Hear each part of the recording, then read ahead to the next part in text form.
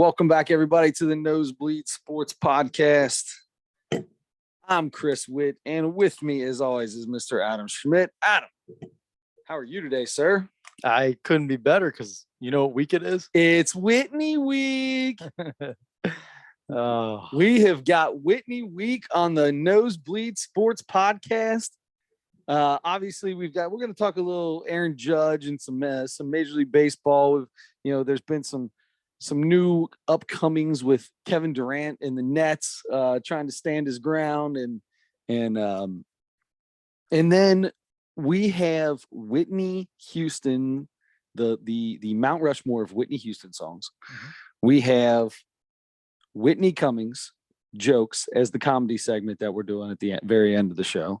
So this becomes Whitney Week. So before we start talking about Whitney Week, let's start with the very first part of every podcast, the Reese's the Reese's segment. So Adam got to the house today and we were talking about all the different Reese's stuff that still could be out there. And he asked me, he said, "Hey, can we do things that are like where Reese's teamed up with something else?" So I had to immediately say, yes, sure, we have to, because the very first thing he said is, "I saw some cupcakes."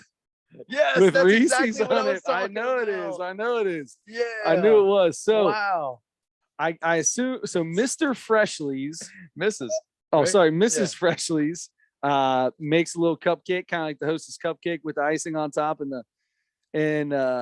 the good stuff in the middle, cream in the middle. The wife version. The wife version, yeah. Not Mr. This is Miss. Yeah. Mrs. messes with the Reese's. That's why we're hooking up with her. And you know what we should do? We should just assume her Mrs. Freshley's first name is Whitney. Whitney Freshley. Whitney Freshley. So Whitney Freshley teamed up with Reese's. This is the Reese's peanut butter flavored cupcakes from Mrs. Freshley's. This is chocolate cupcakes with peanut butter flavored icing and filling made with Reese's peanut butter.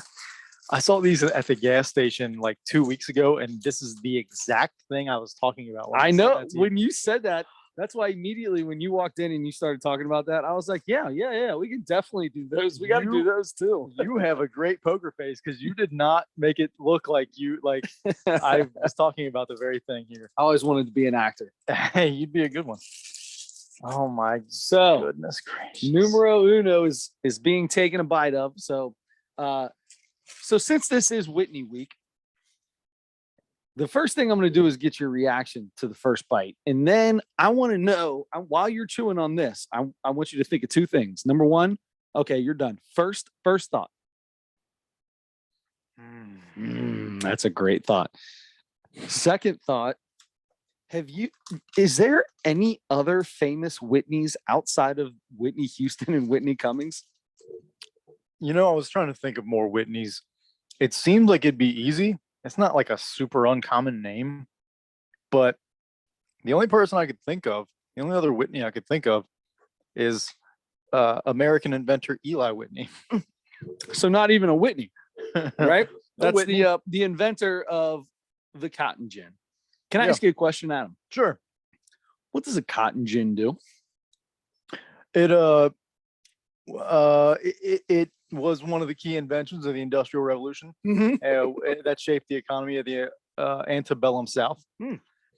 I'll be honest, I'm not positive, but I think it made it easier to pick cotton. I feel like that's taking jobs out of immigrants' hands. They weren't jobs. They were not jobs because they were getting paid. But I mean, eventually they got freed. Yeah. And then they became paying jobs, albeit low paying jobs. Yeah. You know what? Let me do this. I wonder if that was done in good heart. Machine that quickly and easily separates cotton fibers from their seeds, enabling much greater productivity than manual cotton separation. So yeah, it was a machine that made it more efficient. There's nothing better than efficiency. I love efficiency. Eli Whitney, though, born in 1765, sadly, holy cow, sadly passed in 1825. 1765? Yeah, That was a long time ago. passed at age 59. That was old back then. Yeah, it was. He was an old man. Went to Yale College. That's pretty good. Oh, there you go. Engineer. He was an engineer. Of course of course he created. Yeah. How long has Yale been around? Oh my gosh, since 1493 after Columbus. Founded in 1701. Yale was founded in 1701. Old boy was part of he was the class of 92. So he was in the very first 100 years 92. of the school Yale. It has since I don't know, times 7 since then, times a 6. Anyway, so Eli Whitney, this is tough to even get past this. Eli Whitney week is getting awkward.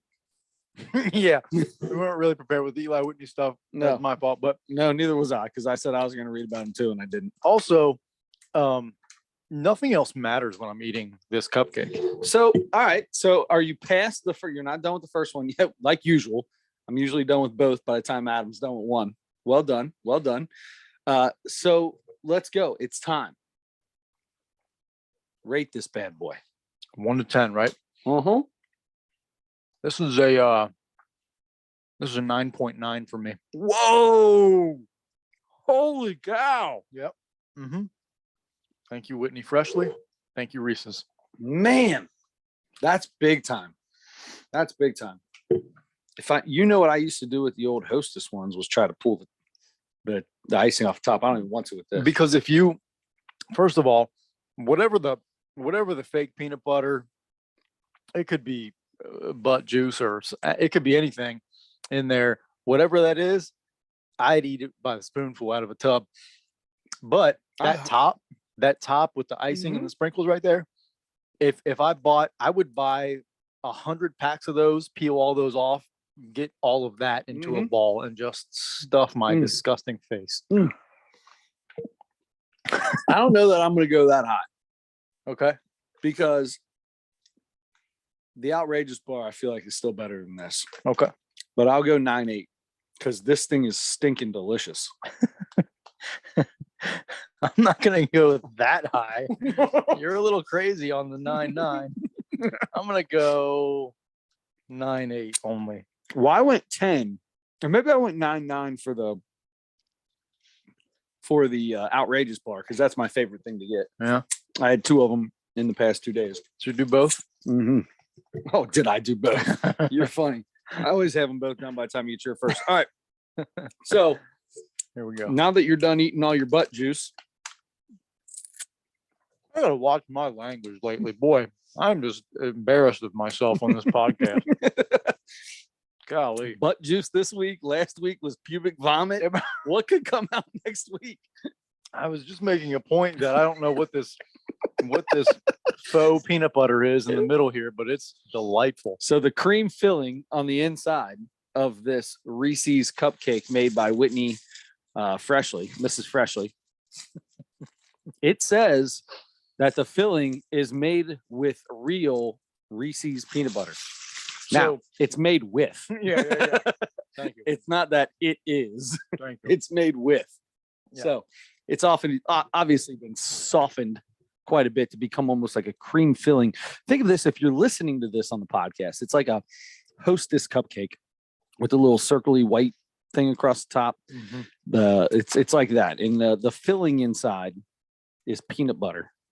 And the top icing is like a peanut butter icing with little orange and black and yellow sprinkles. Delicious. I am high on this right now. I love it. Me too. I think it's delicious. I'm intoxicated. That's one way to start Whitney week off right there, brother. Mm-hmm. Honestly, though, we looked this up last night. I want somebody to put in the comment section, is there another famous Whitney? I feel like Whitney can be a man's name. I feel like there's a famous man whose first name is Whitney. I mean, we didn't find him. We tried. Yeah. We looked up on Google. I didn't know any of the Whitneys that popped up right away off Google.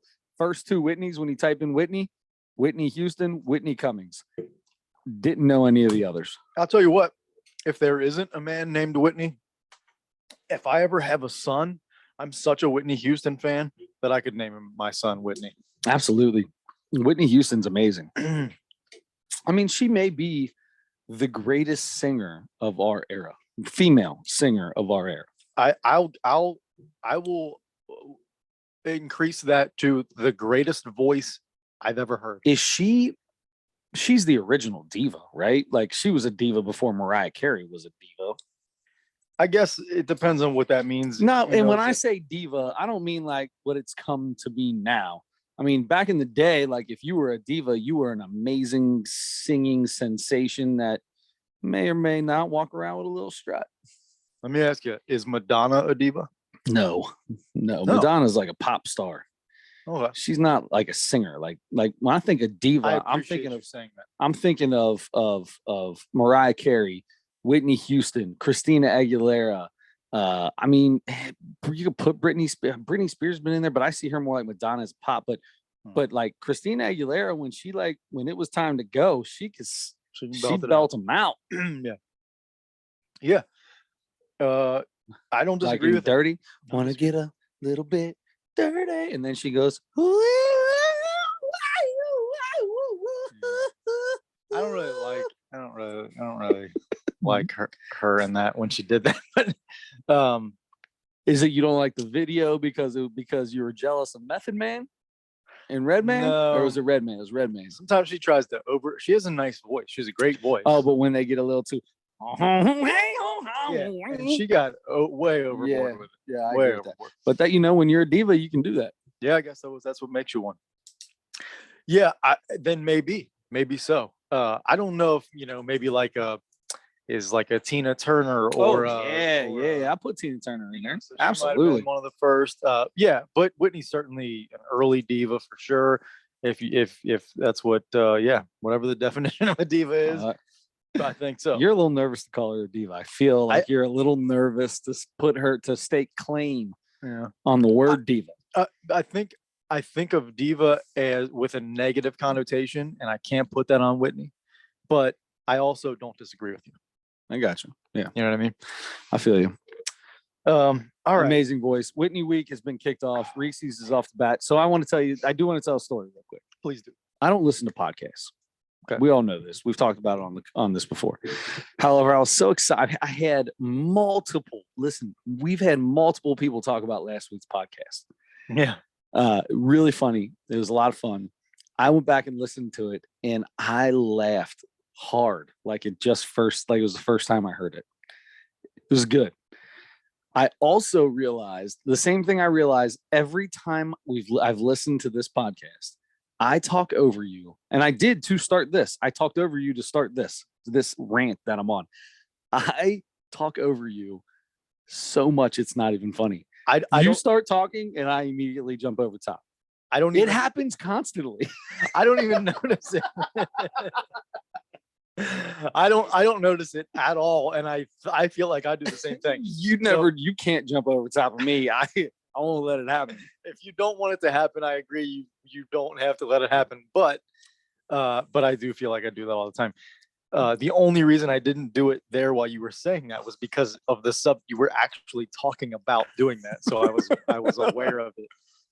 Anyway. That was last week was fun. We talked about eggs, unfortunately, and chickens, and that was a fun one. Yeah, that was good. Go back and check that one out if you haven't. I actually tweeted. That was the first tweet I've sent out in you tweet ages. Yeah, did I miss that? I forgot how to tweet, so I didn't add you to it. I just geez. tweeted out funniest. I mean, people probably. I don't even know if anybody follows me. So if I don't attach somebody, I forgot how to do it. It's been almost a year probably since I tweeted something. Mm-hmm. I threw it on the old FaceTube as well. I did see that. Yep, I put it on the old FaceTube because that one I attached to your name. I think because I remembered after I tweeted, I was like, oh, I forgot to put Adam Schmidt on there. Hey, that's great though that you got involved in the in the FaceTube and the tweet box. Tweet box. Yeah. And what's the other one? Sick-witted on the tweet box. Follow me. I'm a great follow. He's a great follow. The Snap. What's the Snap one? Chat Snap. Yep. All of them. That's good. Insta Snap. Insta Snap. That's what I do. Yeah. That one's a tough one. The gram Insta doesn't make any sense. So Insta Snap. I'll say Insta Snap and then Chat Snap. Yeah. You got to make sure you get all of the social media taken care of. Yeah, all of them. What's the TikTok one? What do you call that? Talk tick. That's easy. Talk tick. Okay. Tickety tick.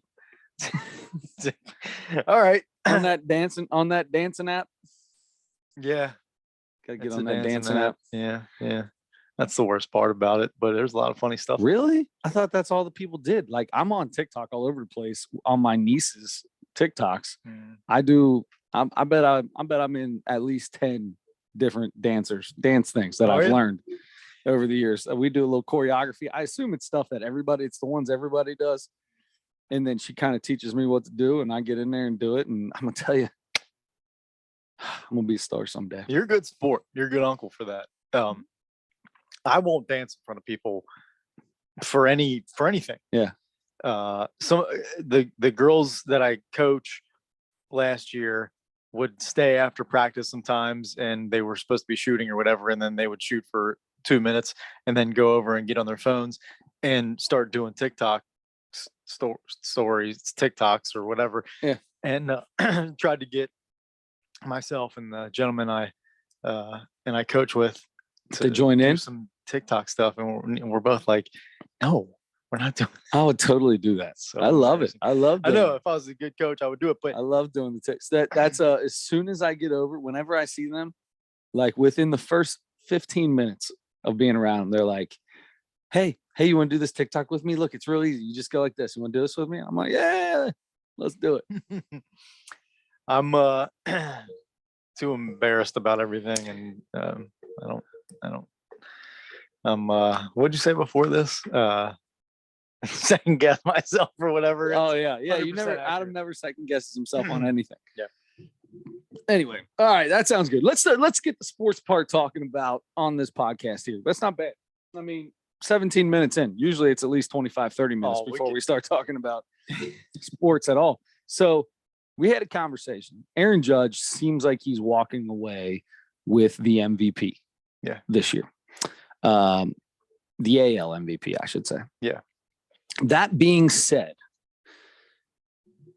we talked about how is it possible for anyone else to win the MVP outside of Shohei Ohtani because of what he does for his team, being a Cy Young-esque pitcher and one of the best power hitters in the game at the same time?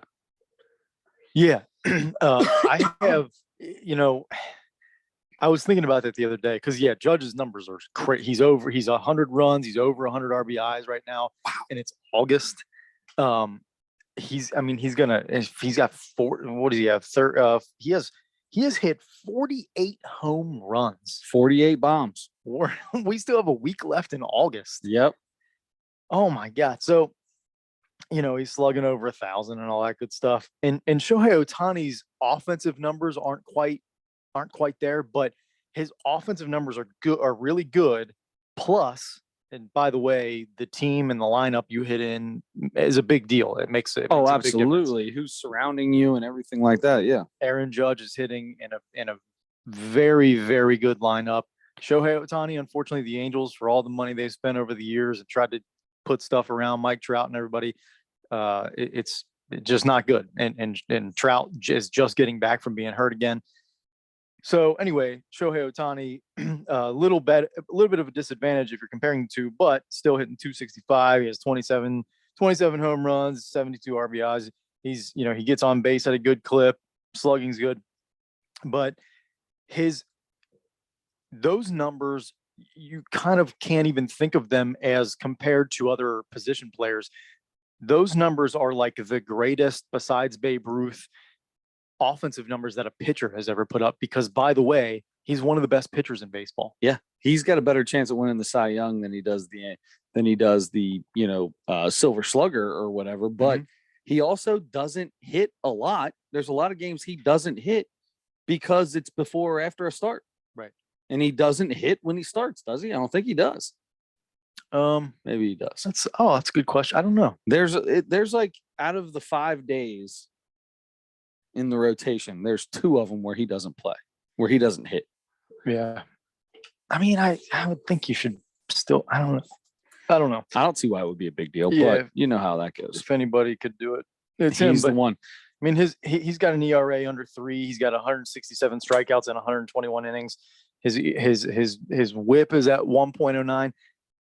I mean, his pitching numbers are fantastic, and then he's a really good hitter. And I wondered more the other day, like, should he just be the MVP because he's the most valuable player to any game, especially when he pitches, and if he's hitting at the same time, he's more valuable than any other player because of what he gives you on both ends. He's only got 6 less at bats than Aaron Judge. Is that right? That's it. Yeah. Okay. So Aaron Judge is amazing. Look, he is, and he's having a great year. But I mean, if I'm the Angels, I'm getting Ohtani in every situation I can to hit. So,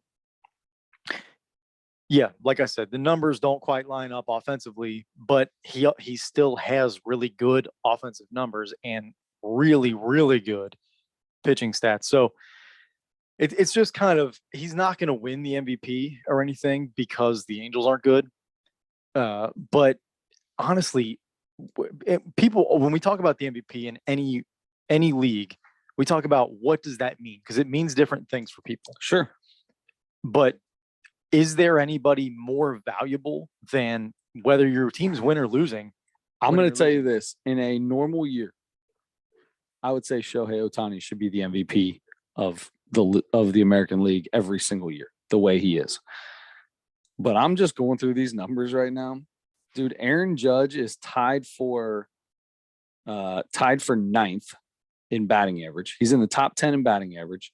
He leads the AL in home runs. He may lead all of baseball, to be honest with you. He leads all of baseball in home runs, in RBIs, in runs scored, on base percentage. No, he's not there. Slugging percentage, he's number 1. OPS, on base plus slugging, number 1. I mean, the dude, those are insane numbers. He is leading in and not even close. Like, these people aren't close to anything he's got. Next home run guy, Kyle Schwarber, 14 home runs away from Aaron Judge. Yeah. You ain't catching. Yep. Aaron Judge is crushing everybody else in everything pretty much. But speaking of, by the way, I don't mean to get off this so quickly, but 2 things just popped into my head.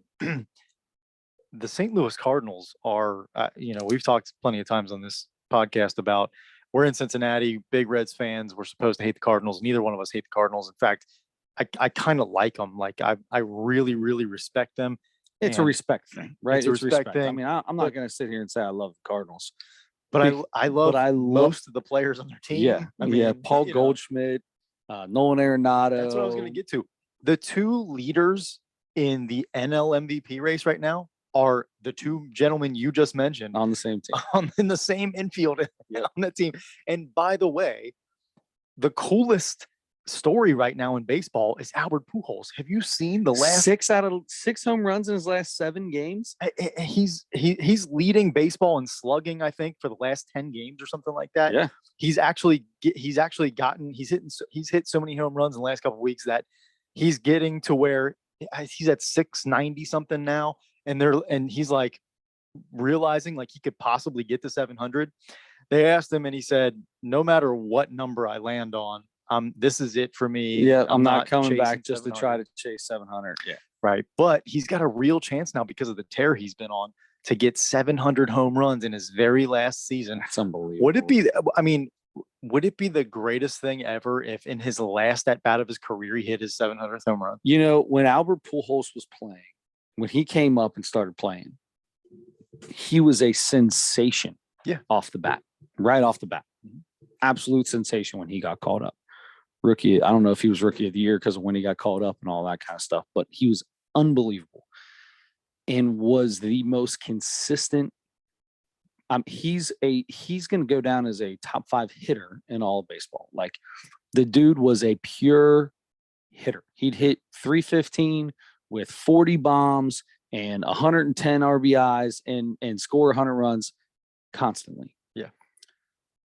Those kind of special things like that, those kind of special people always seem to have special things happen to them, right? Like Roberto Clemente, the very last at bat Roberto Clemente ever had was his 3,000th hit. Yeah. The last day of the season, and over the off season, he goes to take some supplies over to his home country, and helicopter or plane crash or whatever, and he's gone. But his 3,000th hit was his last at bat. Mm-hmm. Guys, I think of like Wade Boggs. I think Derek Jeter did the same thing. Their 3,000th hit was a home run. Like, that's really cool, right? Like, and they rode around Yankee Stadium on a horse. Yes. Exactly. Wade Boggs did. Which is so weird to think that he did that. It's really weird. He was in Tampa Bay.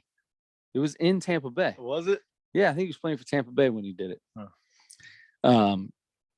Anyway, it's just cool stuff like that happen to those kind of cool things happen in baseball very seldom. It's not a lot. There's not a lot of them, but when they happen, it's like those are things that you'll never forget. I'll never forget those things. Cal Ripken's last All-Star game gets a I told this story before. He got a cookie and just they let him hit it out. Did I ever tell you that story? Mr. Darnell. We call that old man out. Mr. Darnell, after it happened. I think you did. We were talking about it in class, and he starts going, "Oh, and that they just let him hit a home run." Yeah. Okay. The dude's like 42 years old, and he's in an all-star game against one of the foreign pitchers. It wasn't Hideki Chano Park. I was gonna say it wasn't Hideki. No, Hideo Nomo. Right. It was Chano Park. Yeah. Chano Park, just like, it's that easy to throw a pitch in 90 miles an hour and hit it out. It's that simple, but he does. And, those are things that are awesome, right? I mean, watching Albert Pujols in the home run derby. Mm-hmm. That was one of the coolest things we've ever seen. He didn't win it, but nobody expected him to make it to the finals. Yeah. You know what I mean? Yeah. Kyle Schwarber, who just hit a ball 104, a line drive 104 miles an hour, never got higher than Aristides Aquino's chest and almost hit him in the feet. He hit it so hard to right field. Couldn't get enough home runs to beat him, right? Like it's just weirdly special things happen to weirdly special guys. Yeah. Albert Pujols is going to go down as one of the most special players to ever play this game. Absolutely. We've had plenty of conversations about Hall of Fame voting on here. If anybody doesn't vote him, it's over now. Since Jeter did it, since Jeter got the what do they call that when you run the unanimous? Since he got that first unanimous vote, that's it, man. That locks it up. It's over. There are people that are going to get it, and there's no, like, the fact that Ken Griffey Jr. didn't is ridiculous. Yeah. But that was all because is probably some dude from New York too had some, like, wow, no one has ever had a unanimous. Well, you know what? Whatever. It is what it is. He's unanimous. If you get out of, the 500 people that vote and one person doesn't do it, guess what? You're the best. You're one of the best players ever. Unanimous or not, he should be. And he is a no doubt. Like, if there's ever been a no doubt Hall of Famer, it's Albert Pujols. Absolutely. Speaking of Ken Griffey Jr., he's going to be. Did you see that? He's going to be the hitting coach for Team USA in the next World Baseball Classic. Yeah. How cool is that? Very cool. It's very cool. It makes me wonder, when was the last time he was really around the game, though? When was that? I mean, like, hitting is so technical, has gotten so technical just since he left the game. And it was when he was there. There's a lot of this stuff, but there's so many minuscule, like, little things that people are doing differently now that are the reason why people hit the ball so hard and so far now. Because they all try to swing like he did when he was playing. Yeah, well, that's true. But his was what you call a little thing called natural ability. You know what I mean? He didn't have to work. Man, he worked on it. Don't get me wrong. The man definitely worked at his craft. But it was Ken Griffey Jr. I heard a story about him in high school once. They were playing Moeller High School. Yeah, Moeller. I think where did that guy go to school? Was it West High? Or was it Walnut Hill? Somewhere. I can't remember where this guy went to school. But he pitched for him. He was a pitcher. And he said Griffey pulls up to the game about 5 minutes before the game starts. He's got his uniform on, his belt's unbuckled, he's got his shoes in his hand. He runs up, puts them on. He goes up, he's hitting third and hit a ball like into Frisch's parking lot in right field. Yeah, hit a ball in Frisch's parking lot on the first pitch and just winked at the pitcher as he starts going around, like, it's, dude, I got this. Are you kidding me? This is nothing. That old slippery dog. That slippery dog. Of course, all those stories are always embellished incredibly as the older we get. But yeah, the guy was like, I gave up a home run to Ken Griffey Jr. You better believe I did. I'm going to tell everybody he hit at the Price Hill Chili. Yeah, well, that would be that's a bomb. Okay. We just covered a lot of baseball stuff there. We didn't plan on all that. That was good. But I want to switch gears, as I always want to switch gears, to basketball, because after the saga in Brooklyn last year, where you had underachieving and you had Kyrie Irving couldn't play most of the year and could play half the time. Kevin Durant wasn't always happy. You had the trade in the middle of the year or 3/4 of the way through the year for James Harden to get out, Ben Simmons to get in. Ben Simmons ended up not playing the rest of the year for them, was supposed to come back in the playoffs. That day said, sorry, can't do it. People were down on him.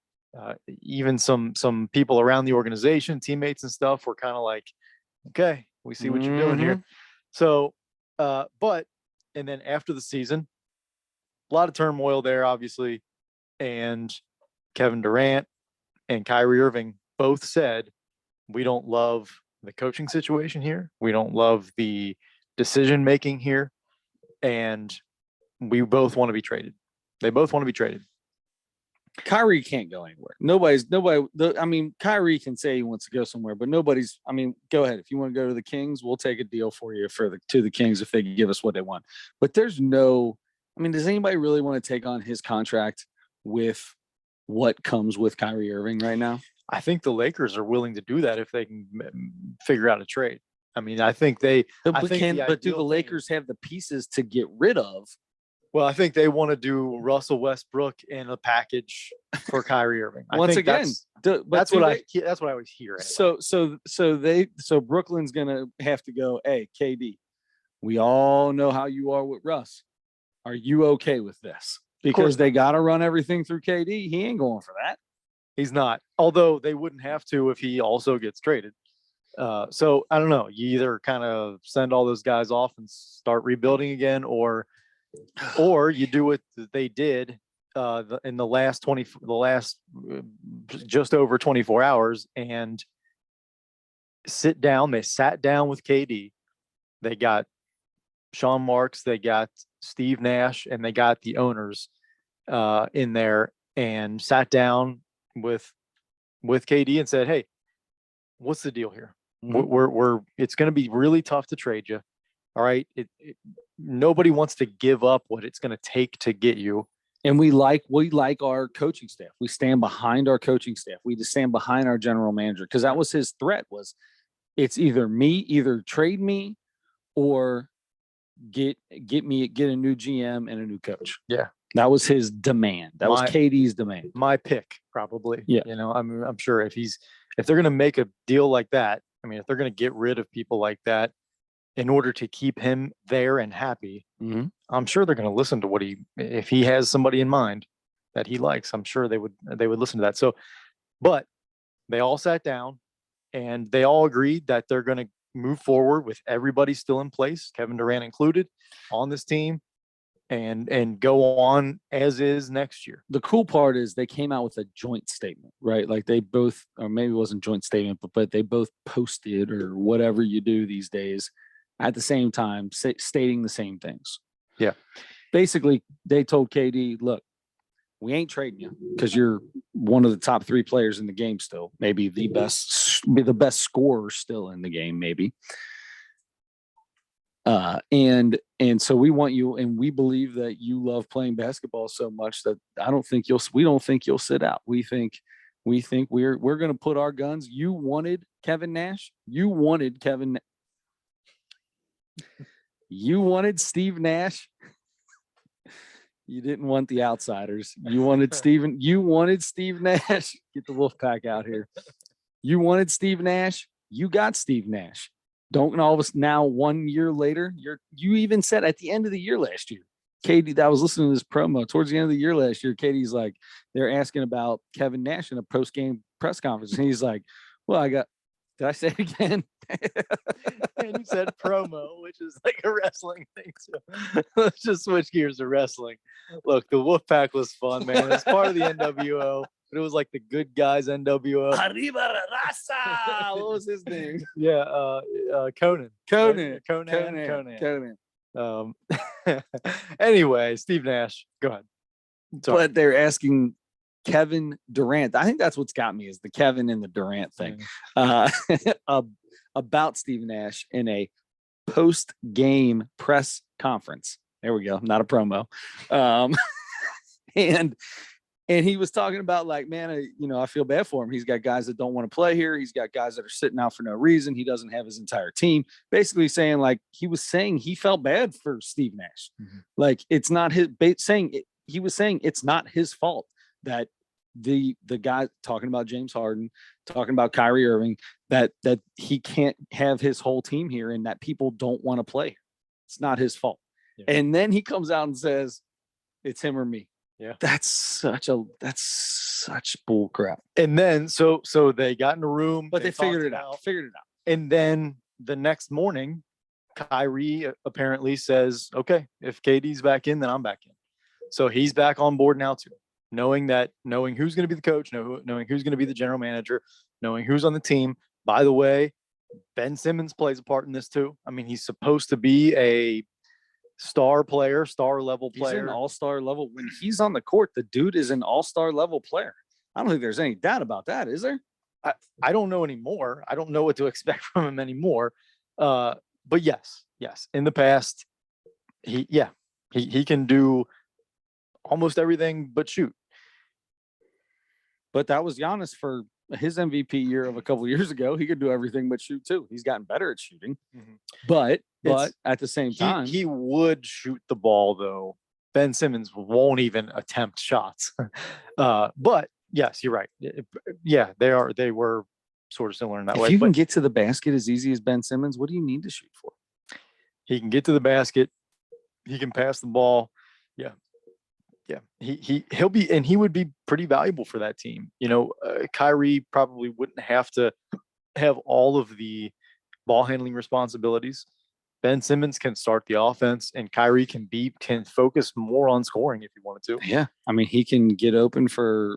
I mean, you'll have a guy who can penetrate, and then you'll have a guy like Kyrie who's a good 3-point shooter, a really good 3-point shooter, and KD's good 3-point shooter. So they can spread the court for him. And then the opposite can happen as well. You know what I mean? He can, no, they can't really. Yeah, throw him out. That's the only way you're getting the ball. But anyway, potentially they could have a really nice roster and be a really good team. They've got to have everybody on board. Now, Kyrie will be eligible to play all the time next year. And if Ben Simmons is healthy, physically and mentally, I don't think physically he even has anything to do with it. If he's healthy mentally. Apparently his back was still going on. Who knows how real that was? Boy who cried wolf, man. You do it one. It sucks to say that about somebody, but when you've had the issue multiple times, you're going to get second guessed. When you've been cleared by the doctors, when you were practicing 5-on-5 and you were fine, and then day of the game comes. It's hard, and you're known for having these mental breakdowns, right? There's nothing wrong with that, right? It like if you have that, and that's it's difficult to deal with. Mm-hmm.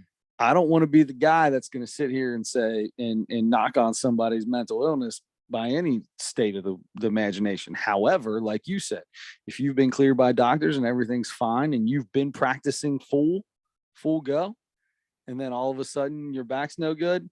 There's a little part of me that's thinking, well, I've seen you sit out for other reasons, and it just doesn't feel right. It doesn't feel right. Something I was thinking about here too is they sat down, Steve Nash, Sean Marks, they know what those guys said. They know how those guys felt. They didn't want them there anymore. Mm-hmm. They got support from the ownership. They're staying on at least for next year or part of next year, depending on how it goes, maybe. They're back on board. They sat down with those guys and said, okay, are you guys in or out? Because we're still here. Yep. And those guys like, okay, we're in. Good for them.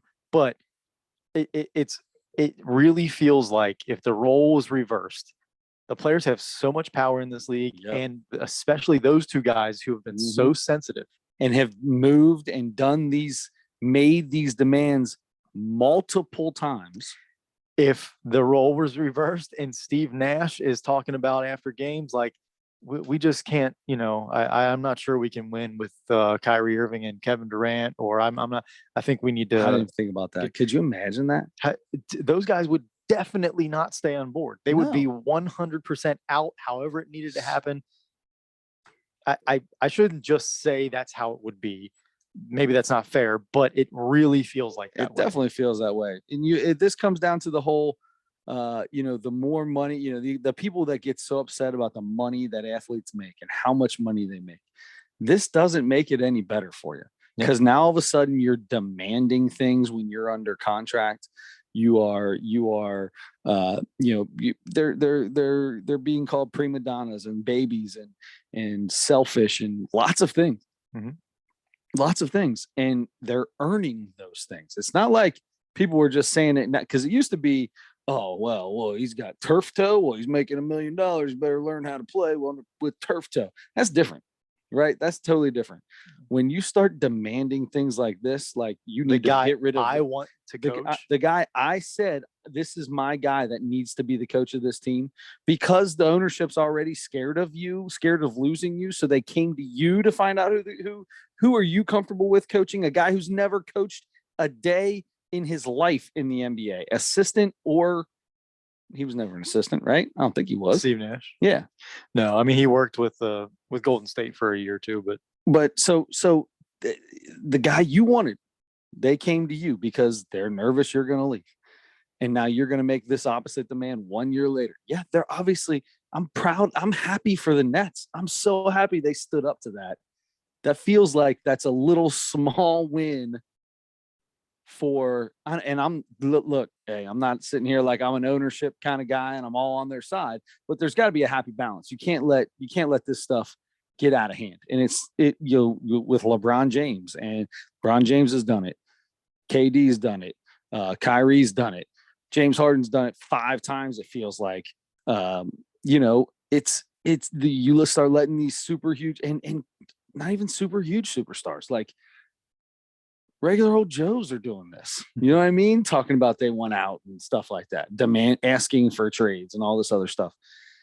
I just feel like that little bit of win for the ownership kind of evens things out. And it feels like, all right, let's cut down on some of that and let's have real basketball. You sign a contract with a team for 8 years.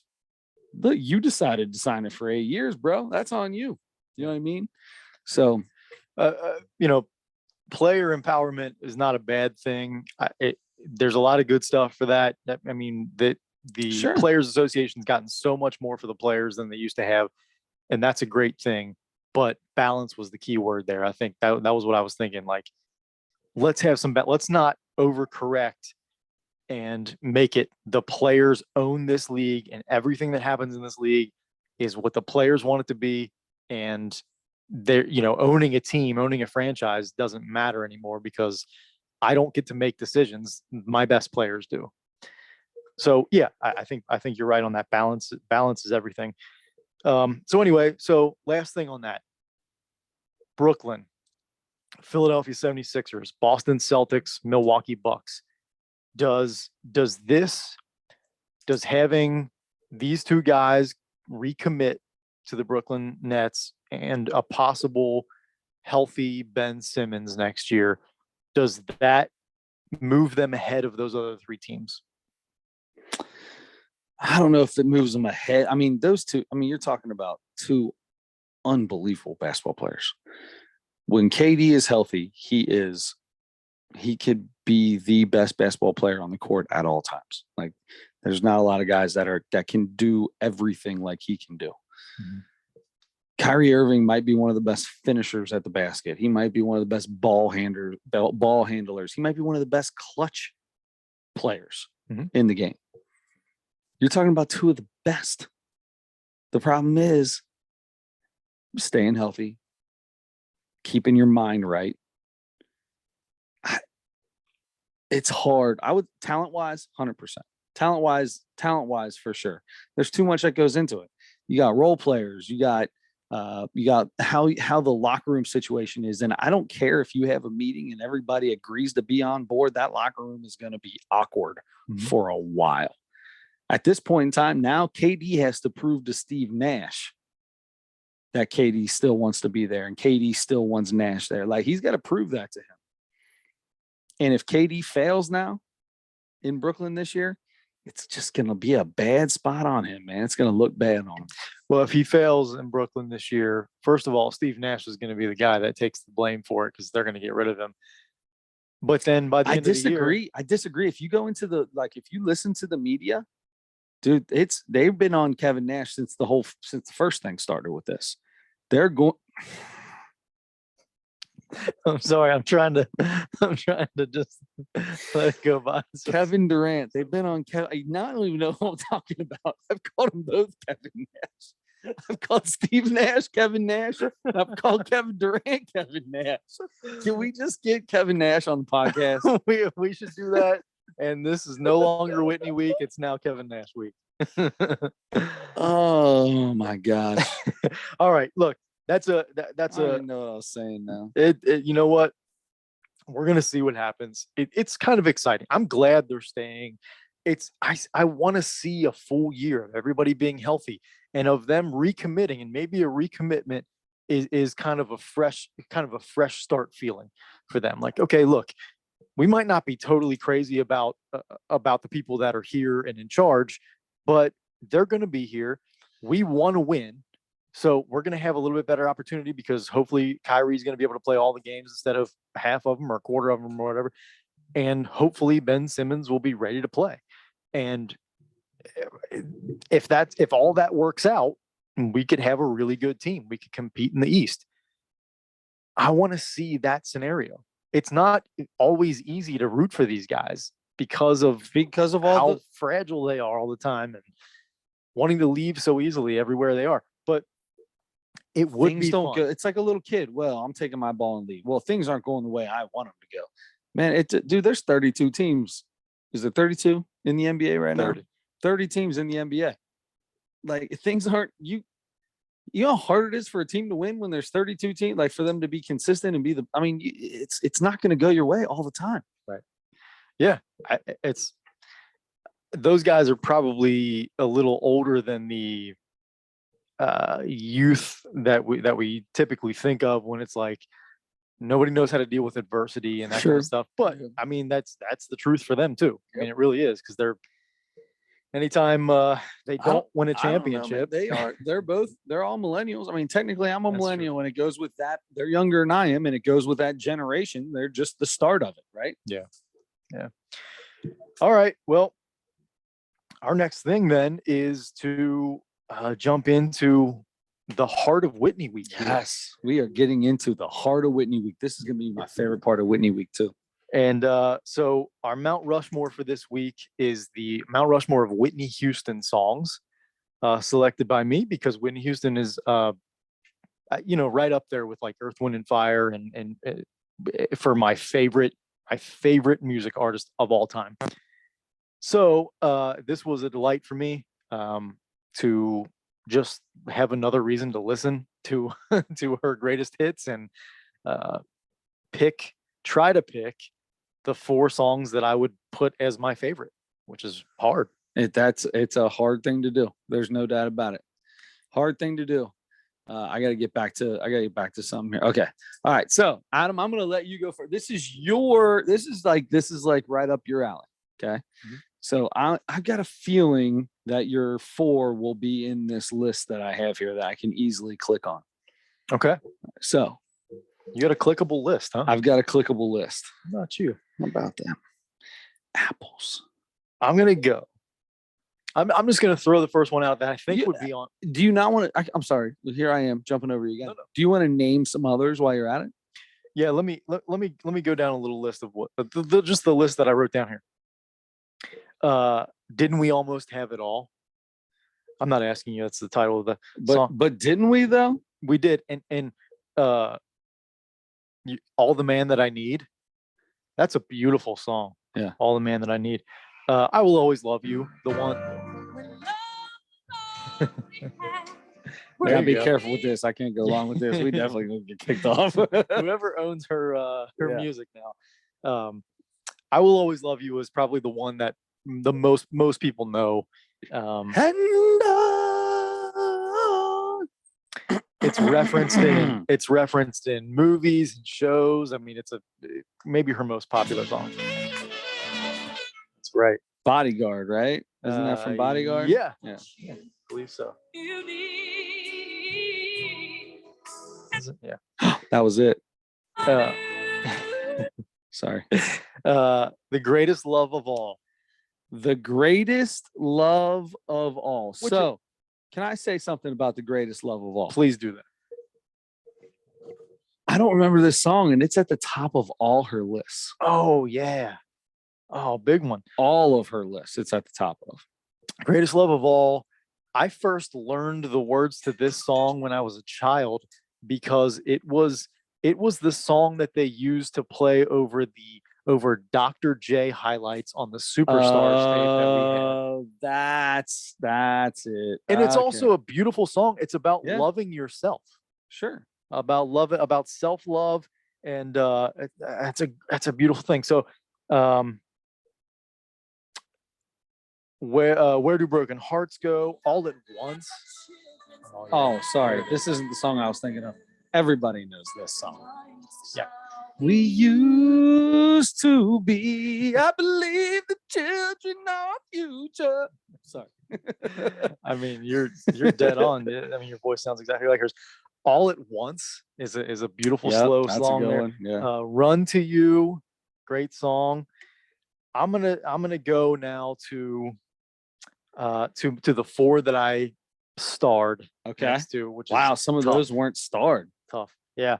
I would. I mean, they're way up there for me. Okay, hold on. Don't say them yet because I want to write my four down. Okay. Because I didn't write them down. So keep you. talking about something that you love about Whitney Houston. Okay. I love that she was. I love that her last name is the name of a city. I love that she's one of only two of the greatest ever. Whitney's. Yeah. Right. And the one, Whitney Houston and Eli Whitney.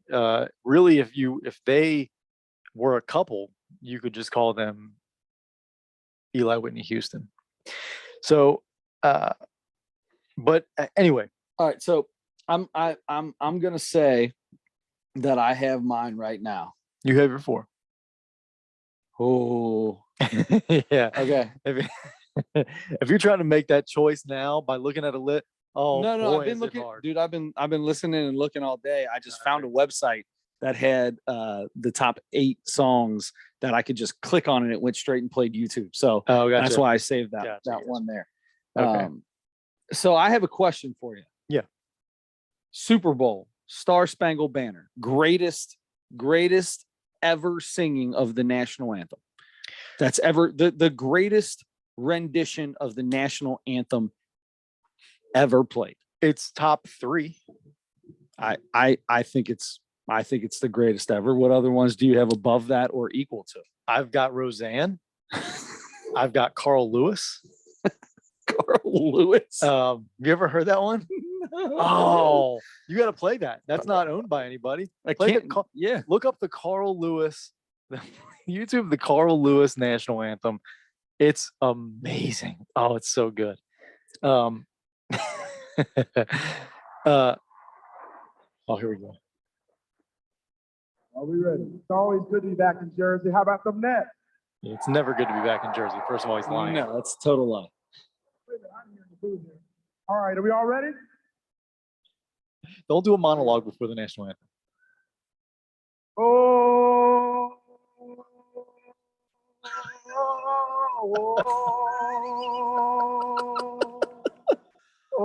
say, can you see by the dawn's early light It's really not terrible. what so Just wait. proudly we hailed at the twilight last gleaming, whose broad stripes and bright stars through the perilous fight o'er the rampart we watched with so gallantly streaming. Okay. And the rockets Oh. set Oh, baby. uh-oh. Uh-oh. He said, Bursting in air,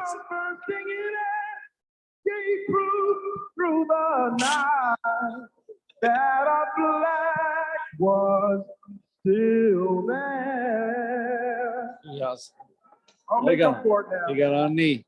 No, I didn't. Oh, say does that star-spangled banner yet wave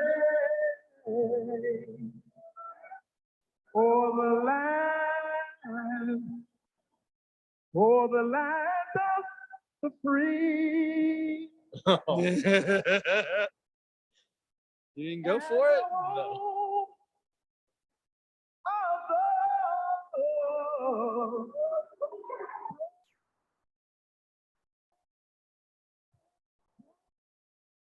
They're laughing at him. The guys on the bench are laughing at him.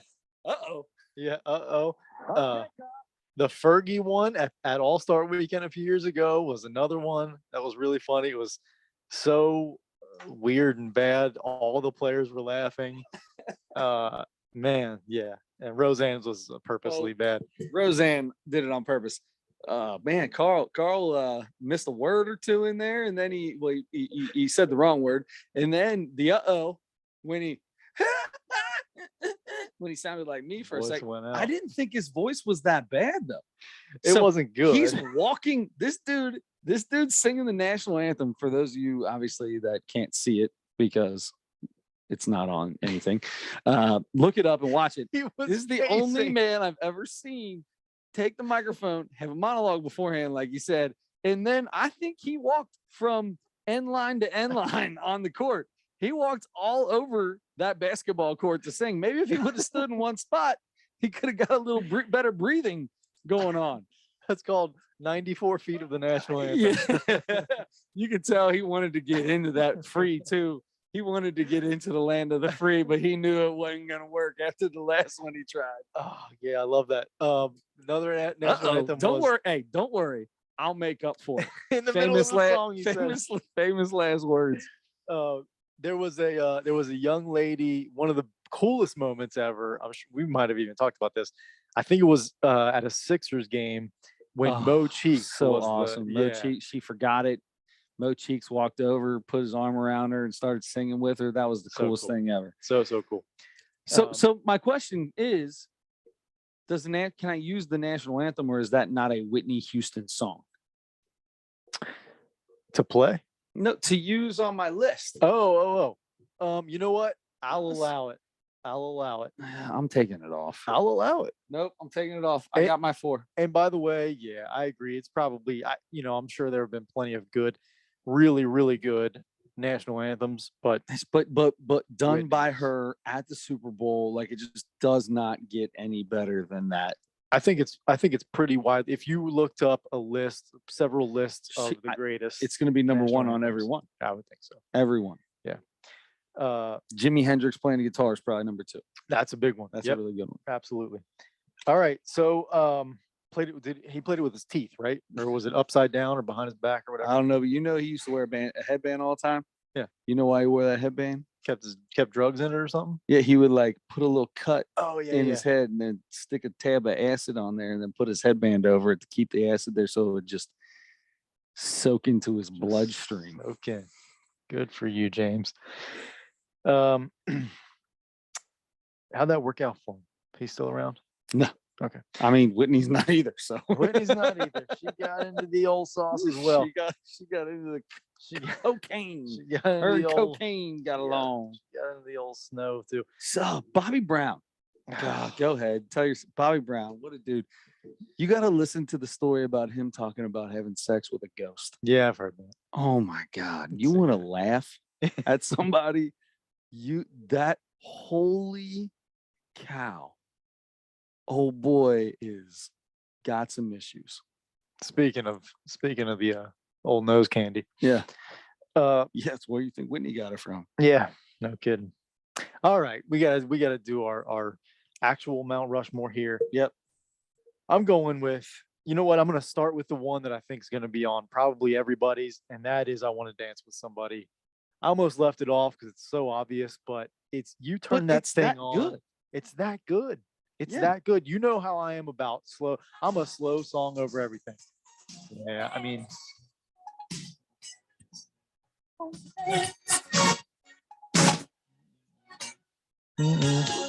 There you go. Oh my gosh. So good. So got to go with I Want to Dance with Somebody. I'm going to go with, and I'm going to slow it back down, of course. You Give Good Love. Oh, that's a good one. I love that I listened song. to that one. That is a good one. Yeah. Thought it was coming. No, it's not on this, but I did listen to that today on the way home. Good love to me. Yeah. Saving All My Love for You. Oh. So I'm saving all my love. And then last, I'm putting, and certainly not least, Maybe it's not. I Have Nothing. I have nothing. Nothing. If I don't. So You Give Good Love, Saving All My Love for You. Such a good one. I Have Nothing, and I Want to Dance with Somebody. Those are my four. I got to find the Whitney Houston Nothing because that deserves a play and it's not on this list. Dude, I'm going to tell you what list is that? I know. No, this was on that. Oh, maybe this was the one that I was watching earlier. This is not it. This is a commercial for a Honda Pilot. Which is funny because that's the car that Whitney drove. Yeah. Her life. Yeah, I think she did too. So I Have Nothing. Is that your last and final? It is. That's awesome.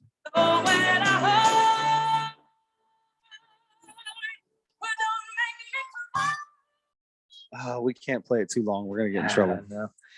So there you go. That's a great list, man. That's Thank you. great. That's really well done. Thank you. I was going to put Star Spangled Banner on mine. I didn't. Number one, because like you said, when it comes on, there's no stopping anything from happening. It's just automatic. I want to dance with somebody. And like that is, don't you want to dance? Don't you want to dance? Mm-hmm. I'm usually almost anti anything that's played at every single wedding reception, but that one is, and I'm 1,000% for it every time. Absolutely. Yeah. And then let's see here. Oh man, didn't we almost have it all? That's such a good one too. So then I'm gonna go with this one here next. Let's see. Let's see if we can get it in a good one.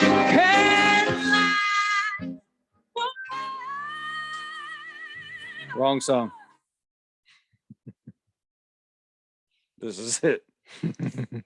That's a song called Don't We Almost Have It All.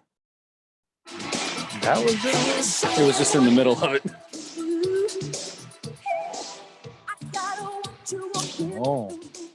Oh, that's old Whitney. Old Whitney. Not that it's the same as Didn't We Almost Have It All?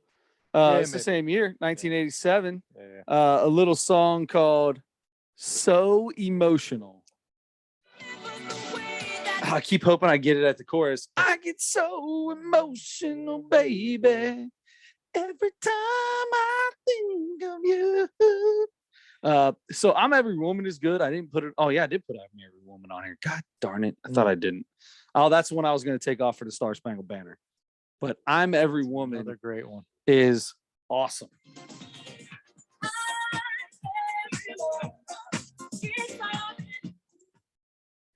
Anything you want done, baby. That a boy. Oh yeah, I love it. All right. So then last but not least, I did not put I Will Always Love You on there because it's not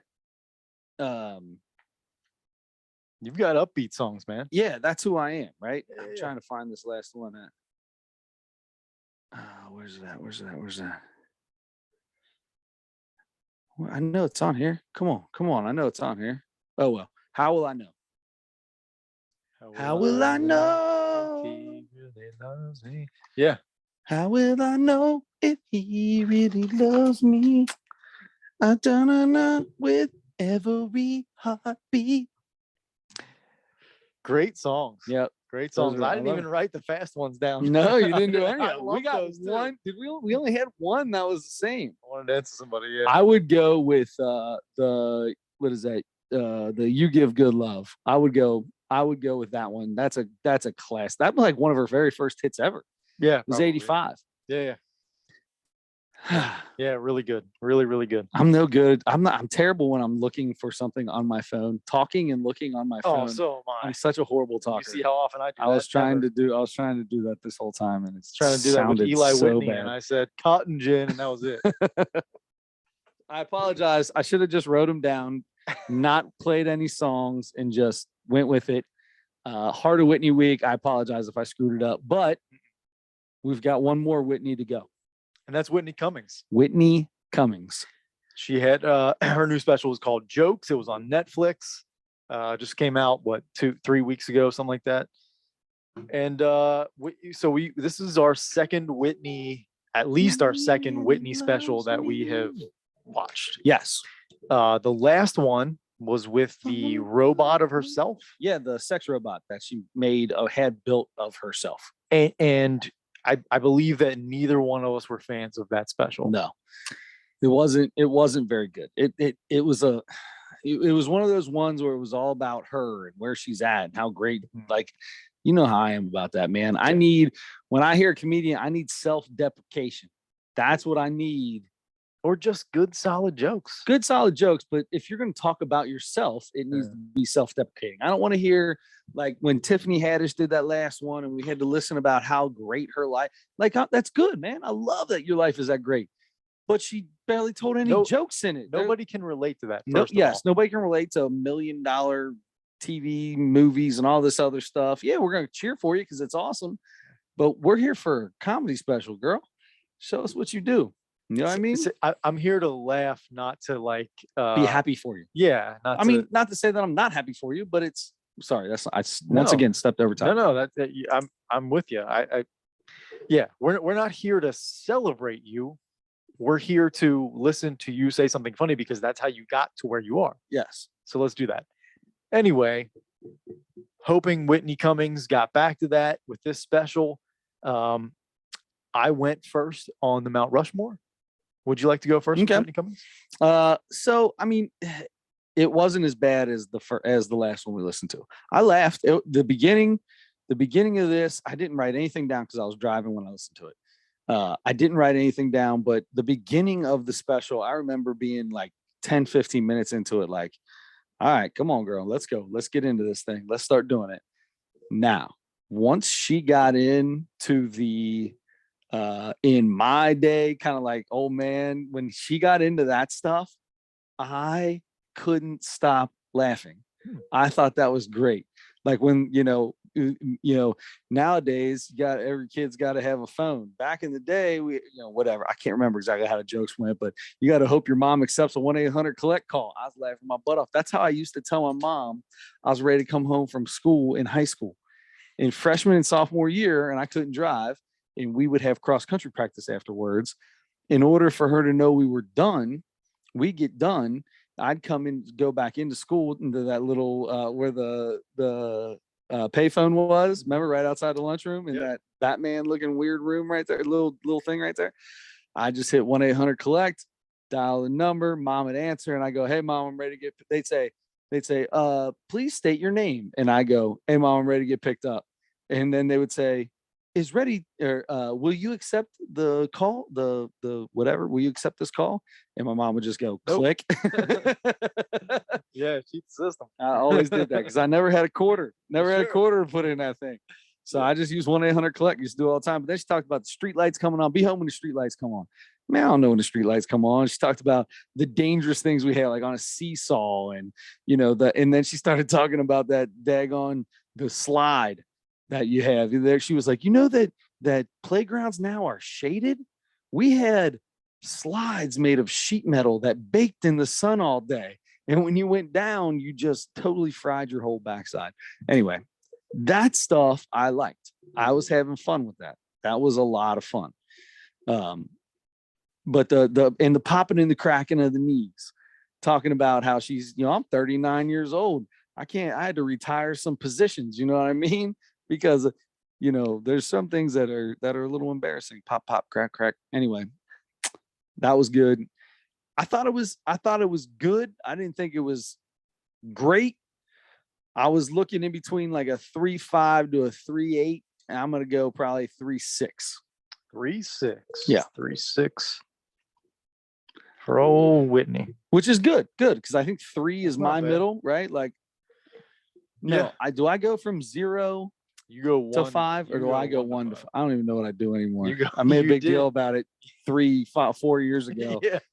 When we first started doing You this. do whatever you want, but originally, yes, you were 1 to. So then 3 was in the middle for me. Right. So she's better than average. It was better than average. She did a good job. Once again, the whole part of it, like what she does when she's doing it, she's good at, right? She's good at timing. She's got great timing. She delivers the jokes great every time. She was like, did you see afterwards where she ripped her pants in one? Did you watch any of the stuff afterwards during the credits when they were playing a bunch of videos? The first couple things, but that was not surprising. She ripped her pants at a show because she was moving and flying, and she had I don't know I couldn't. Not surprising. Yeah, no, not at all. Yeah, I agree with a lot of what you said. The first part of it was just all about her, bedroom experiences, and that, like it hasn't been for a long time, it was not funny. Yeah. It just wasn't funny. You can be funny with that subject material, but she just wasn't. You could hear it in the crowd too. They were not. Like there wasn't a ton. The entire time, I thought there's way more applause than laughter. It was like the audience was substituting applause for laughter. Right. More for the things she was doing on stage by bouncing up and down and flying her legs all over the place. That's another thing. Like a lot of the time, she is a big act out comic. She big movements the whole time in places she doesn't have to. And it's almost a little bit distracting, or it's almost like she's doing that because to make up for what the material isn't. That's the way it kind of comes across sometimes to me. And maybe that's just who she is and who she's always been, and that's just her style. But to me, that it feels a little bit that way. Like she thinks she has to do that to make it funnier. It doesn't, for me. But so that part was not very good. But that was the same for me when she got into the I'm so old stuff. Back in my day, we did this, and however, some of that was decent. The whole thing about younger people now being so worried about not letting their data get out there. And she talked about that was hilarious. They sent a book of every single person's phone number and address and threw it at your house. The fax machine, we used to do it. We used to fax it to Kinko's. The only thing covering our identity was a cover sheet. Better hope the ceiling fan's not on. Yeah. I thought that was good. That's the stuff that I liked. Some of that was okay. Also, a lot of it was material that has been done a million times by a million people, and it wasn't her. She didn't do a lot of left turns. She didn't do a lot of surprising jokes. No, there wasn't a lot of surprising jokes. You knew it was coming, but because of that, I feel like almost. I mean, it's hard to tell a new joke unless you're telling a personal story in a way, like what Kyle Kinane did for a lot of what he did in that last special we did last week. Because most topics have been talked about. It's just what's your spin on it, right? How's your spin go? And that would have been great. A lot of comics can do that.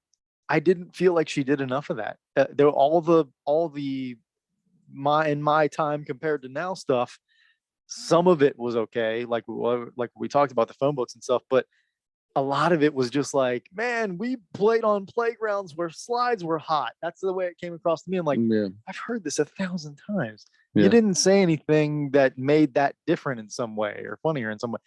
So anyway, I'm sorry. It was better than the last one. Yeah.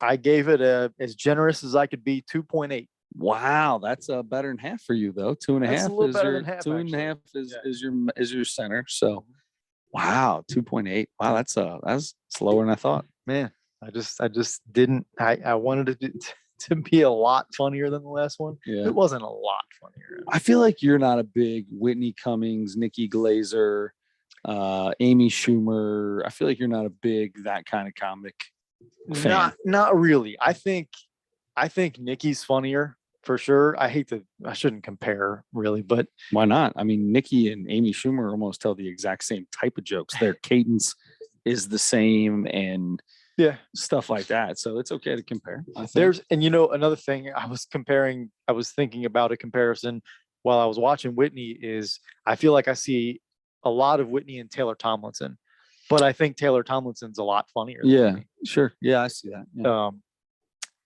I think it so was just the tight jeans. it might be the tight jeans. Look, they both look fantastic, but it's about being funny here, and Yeah. I started thinking like, remember Liza, what's her name? Eliza Schlesinger, whatever her name is.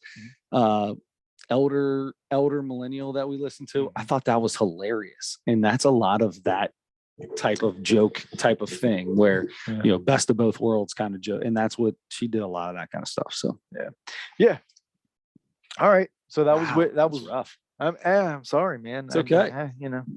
That's as far apart as we've been in a long time. Yeah, we've been right on pace with each other for a long right? time. Okay, I see. 2.8, 3.6. Man, it's as far as we've been apart in a long time. Yeah. All right. Well, so that brings us to next week's podcast. That's right.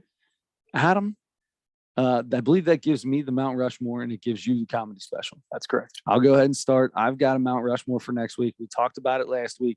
I'm going to stick with this music thing. It seems to be a pretty good way to go, right?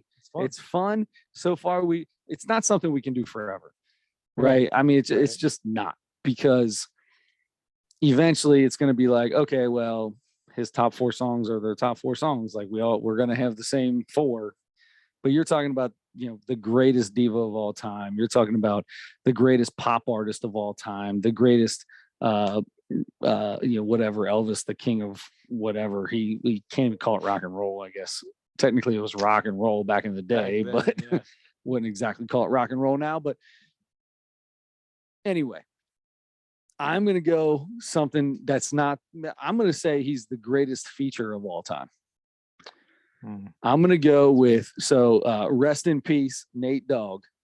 I'm going to go not just features. You can use one of his songs if you want, but he is in so many of the greatest hip hop songs from the 90s and 2000s that are out there. He does so many hooks. He does so many, he's just amazing. The guy's in so much from that time frame. Yes. I'm going to tell you right now, I could probably name 20 songs off on it that 20 of them that I just absolutely love. The cool thing about this is this is going to be a lot of hip hop and different rappers involved.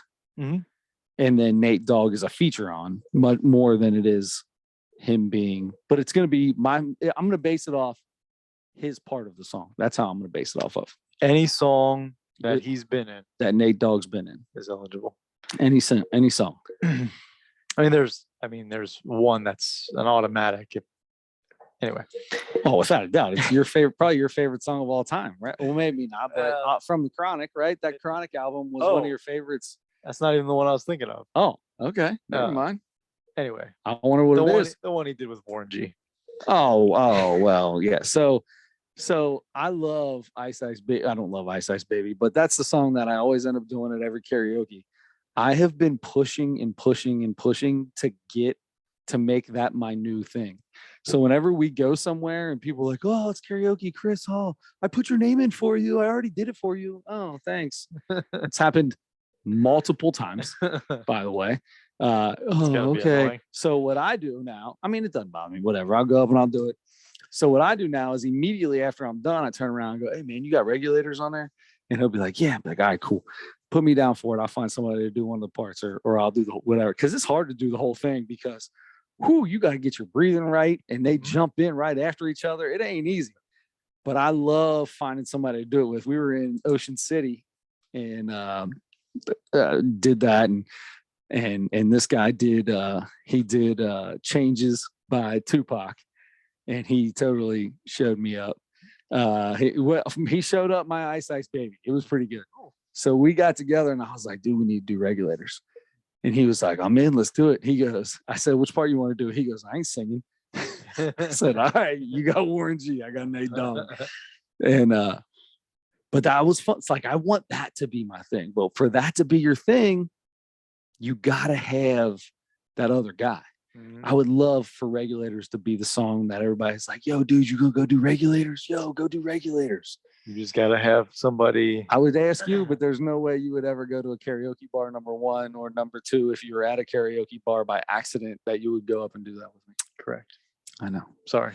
I'm just going to let you know, did I tell the story about that when we were out of town? And we tore the club down on a Wednesday night. I don't think you told us. They had Wednesday night karaoke, I bet. And it's a country bar. And they had some really good little country girls singing. And they got up there and did their real singing and really good voices and all that.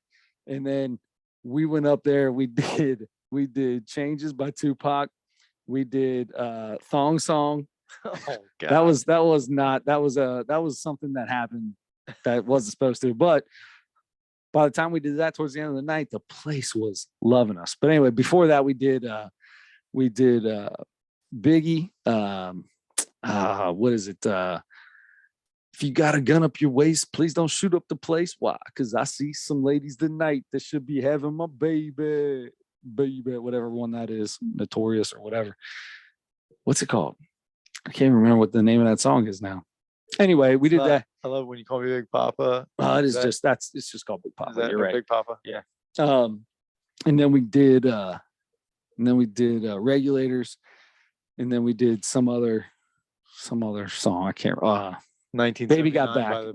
Baby Got Back. Oh. We did all these like hip. We totally brought it into hip hop, right? So there's this dude who's a bouncer at the front, and it's all country, big white dudes are the bouncers. And then there's this one old hat black dude, right? This old school black dude. He's probably mid 40s, so he's not too much older than us. So all of a sudden, when my dude did Tupac after I did Vanilla Ice, my buddy did Tupac. All of a sudden, this dude creeps in and snatches a second microphone from the DJ and jumps in with him. I say that's why he got a bigger ovations, because that dude was there. So then every time we started going out, we would do a hip hop. Then he started telling us, hey, let's go do this. Hey, let's go do like, ain't you working, man? Ain't you working? You made that guy's night. We made it at the end, dude. At the end of the night, he comes out and he like, we're all leaving, and he's like, I just want to thank you guys so much. Wednesdays suck in this place, dude. You guys just made this so great. Thank you so much.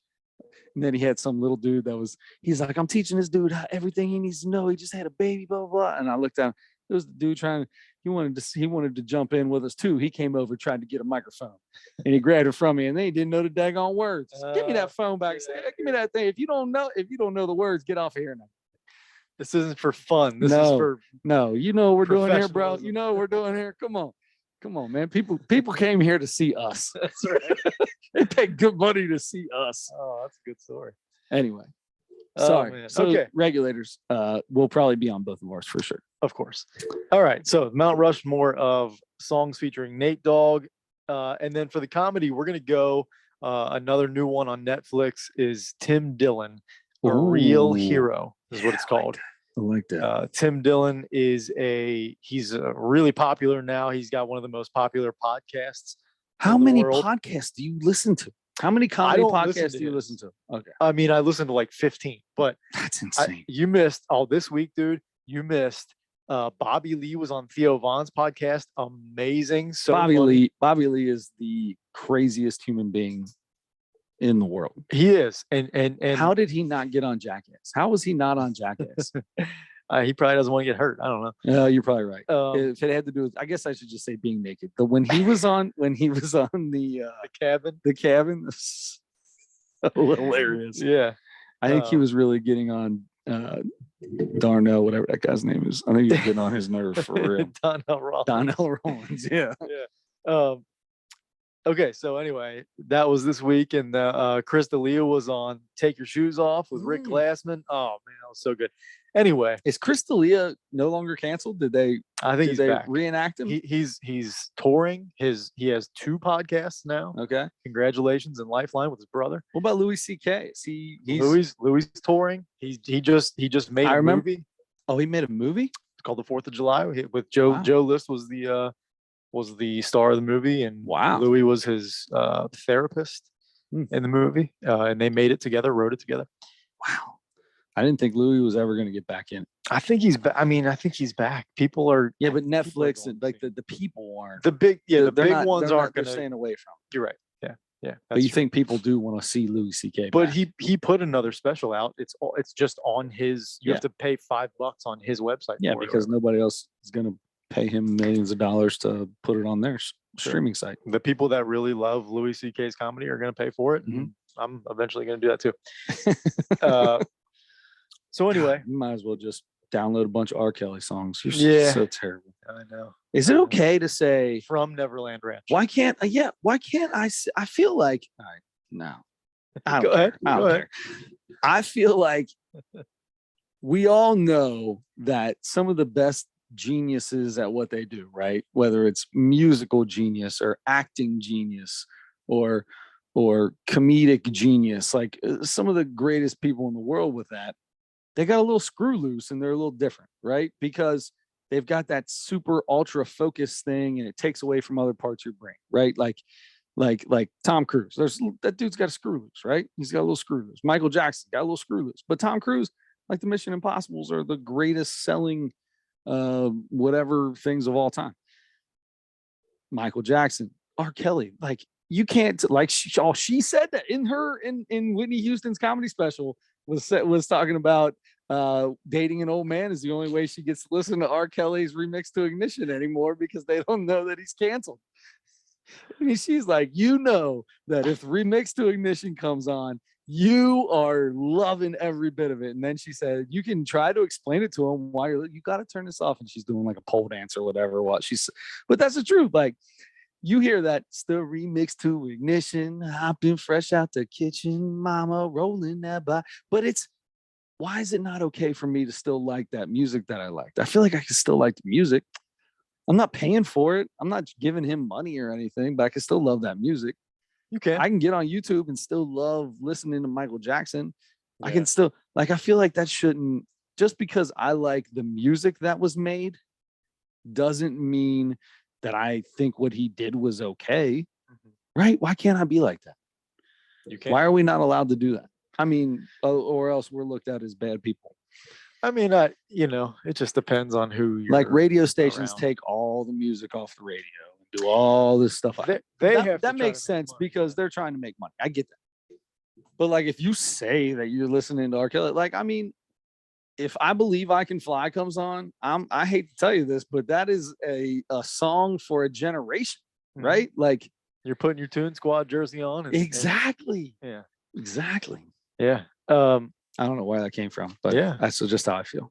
Look, I as a matter of fact, speaking of that, you just said you're going to buy the Louis C.K. I'm going to buy the Louis C.K. thing, and also just released only on his website, and you have to pay for those too. Are all of the old episodes of his show Louis that was on FX that I loved? I'm probably. Did you ever see when it was so that I want to say before it came on FX?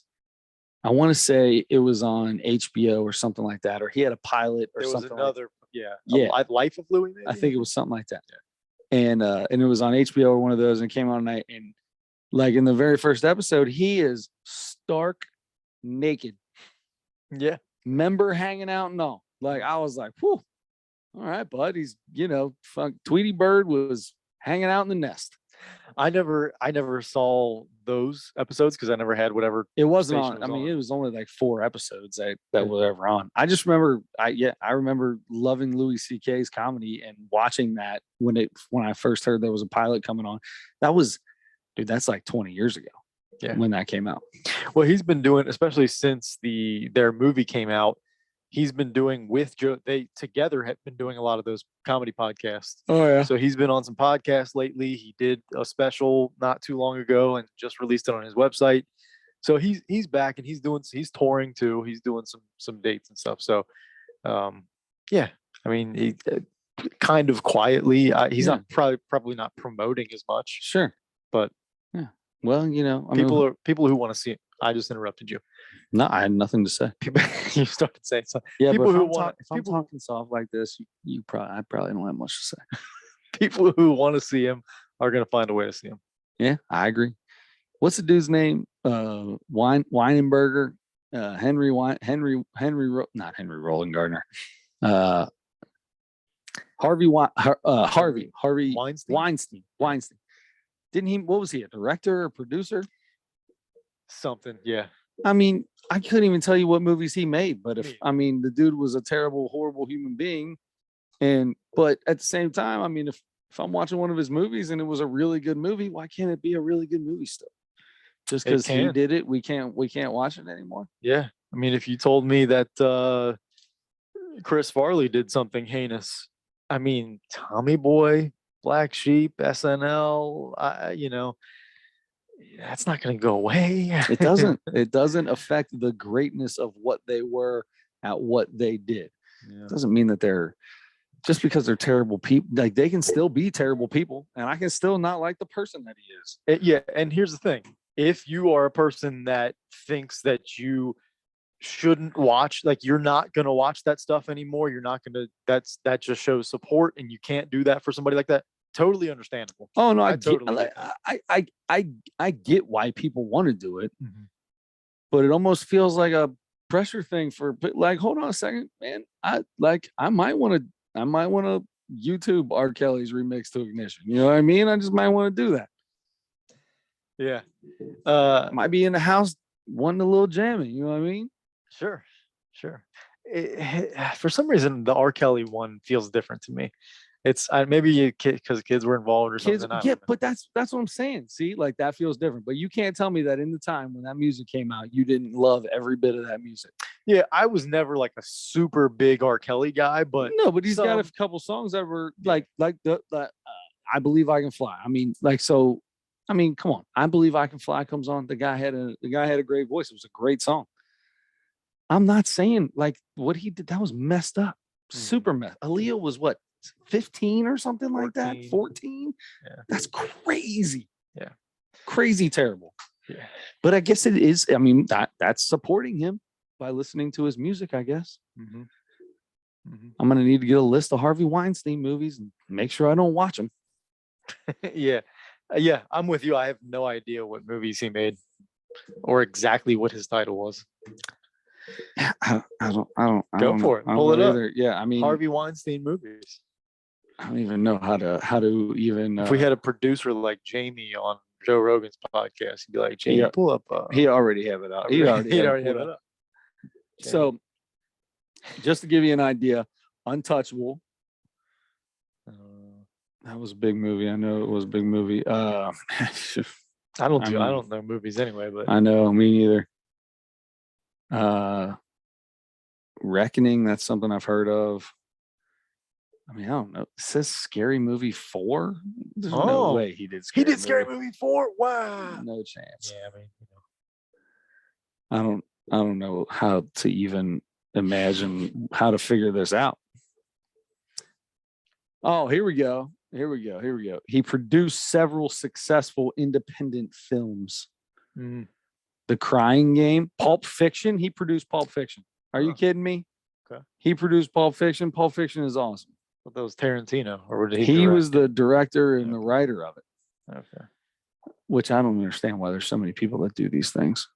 I don't know any of these other movies. That's the only movie that I heard of. So was Weinstein the guy with the island that took the kids there and stuff? No, was that, no,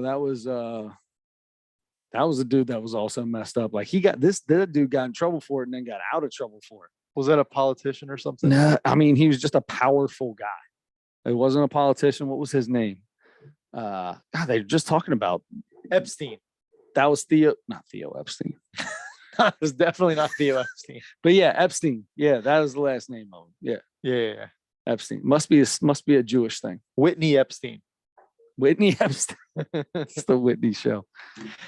Is it a Jewish thing? I mean, those guys are both Jewish, right? Isn't that a Jewish thing? I would assume. Weinstein, Epstein. I would ignorantly assume that, yes. That is terrible. I guess I just totally lost everything. I'm saying I'm doing that. Oh man. All right. Well, speaking of being canceled, We gotta cancel we gotta end this podcast. yes, I had nothing Mount canceled, but Rushmore, Nate Dogg songs or features. Comedy is Tim Duncan. What's it called? Tim Dillon, a real hero. Tim Duncan. Can we call this Chris Can't Talk? Can we just call that today? Kevin Nash. Kevin Nash for Kevin Durant and Kevin Nash for Steve Nash. By the time I was done talking about the Brooklyn Nets, Adam had no idea who I was talking about. And Kevin Nash was like, yo, Kevin Nash is the coach I want. And then all of a sudden Kevin Nash is like, well, I ain't playing for Kevin Nash anymore. So funny. You know one that you didn't catch? you said sorry, I shouldn't. I want to know because I do it in my everyday life all the time. It's constant. We're talking about Whitney Cummings and you said Whitney Houston's comedy special. I have no idea if Whitney Houston was funny at all. I don't get the feeling she was, but I don't know if to ask Bobby Brown. Dude, I do that constantly. Like I literally will look at my kids and I'll be like, whether I'm yelling or just asking or whatever, I'll just be like, listen, hey, did you put the teddy bear in the microwave? And they'll just look at me and I'm like, well, did you put the spaghetti in the microwave or not? And they'll be like, you said teddy bear. What? Oh, I really did do that. I do that kind of stuff. Teddy and spaghetti are close. I got to give you that. I do it constantly. I bet it's 5 times a day. There's got to be minimum. There's got to be a song where one line ends with Teddy and one line and the next line ends with spaghetti. Oh, I guarantee it. Eminem's probably got one for sure. He has those 2 words like consecutively in the same line. Actually. Yeah. You ever look at some of the words? We don't need to get into that. It's an hour and a half. We're doing pretty good on this podcast, actually. Seriously though, I do it all the time. I don't know how to help it. Like I say things and the kids and my wife will be like, haha, funny. And I'm like, I'm sorry. And I stop and I take a deep breath and I have to think about the real word that I meant to say. And then I can say it. Is that the ginkgo biloba helps that? What helps that? Could be ginkgo. What helps getting the right word? Yeah, the right word to your mouth. I mean, I don't know for sure what vitamin does, but like, hey, did you put the milk back in the microwave? What? Oh, I didn't mean microwave. And I'll just sit there and I hold my fist together and I'm like, what was the word? Oh, no, refrigerator. You knew what I meant. Like, you know what I mean. And that's the other. Then I get mad because they're like, what are you talking about? Quit. You know what I mean. I'm obviously don't want you to put it in the microwave. Dad, I thought you might want me to make yogurt. I don't know. I hate that. That's the other thing that gets on my nerves is when I'm like, hey, you know what I mean. Like, I know the wrong word came out, but there's only one word that actually made sense. And that's what I meant. All right. I don't know. I pictured Kevin Nash in a suit sitting on the end of the Brooklyn Nets bench. Telling Kevin Nash to go in the game. Yeah. And then he gets up and rips off his warm up and he's got the what do you call it? The NWO thing, and he checks into the game. He's got the NWO overalls. He always wore overalls. They weren't overalls. Yeah, but they always went into pants. Yeah. It was like they were pants that went into it. Yeah. Oh, good old Kevin. It's Whitney Kevin Nash. Man, it's name week. I don't know. Anyway, Yeah. Do you remember when you said butt juice earlier? Yeah. So Oh. there you go. Yes. Yes. I'm editing that out before I release this. The first edit I've ever done on this podcast is going to be that. Yep, it sure is. All right. So with that being said, I'm done. Don't forget to turn your headlights on.